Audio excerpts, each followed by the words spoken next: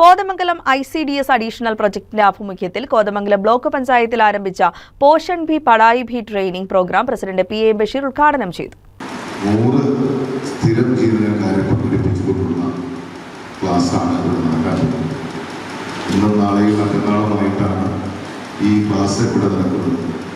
മുൻകാലങ്ങളിൽ നിന്ന് വ്യത്യസ്തമായി അംഗൻവാടികൾക്ക് അതോടൊപ്പം അംഗൻവാടി ജീവനക്കാർക്ക് വലിയ പ്രത്യേകതകളുള്ള ഒരു കാലഘട്ടത്തിലാണ്. കാരണം അംഗൻവാടികൾ മുൻകാലങ്ങളിൽ വ്യത്യസ്തമായി എല്ലാവരുടെയും ആശ്രയ കേന്ദ്രമായി മാറിക്കൊണ്ടിരിക്കുകയാണ്. ഇപ്പോൾ നിരവധി സേവനങ്ങൾ അംഗൻവാടി വഴി ലഭിക്കുന്ന ഒരു കാലഘട്ടത്തിലാണ് ഇത്തരത്തിലുള്ള ഇവിടുത്തെ അധ്യാപകർക്ക് മികച്ച പരിശീലനം നൽകിക്കൊണ്ട് പൊതുസമൂഹത്തിന് കൂടുതൽ സൗകര്യങ്ങൾ ലഭിക്കുന്നതിന് വേണ്ടി ഇത്തരത്തിലുള്ള പ്രോഗ്രാമുകൾ സംഘടിപ്പിക്കുന്നു.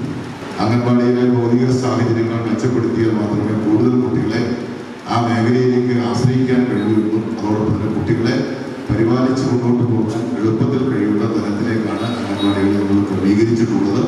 വരുന്ന സാമ്പത്തിക വർഷത്തോടുകൂടി ഈ പദ്ധതികളൊക്കെ സമയബന്ധിതമായി പൂർത്തിയാക്കും.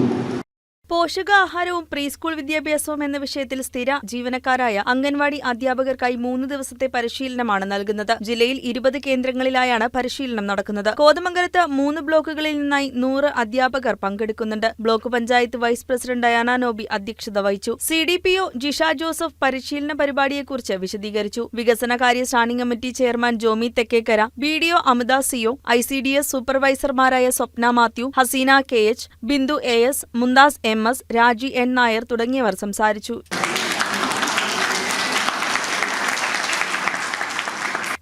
News desk KCV news.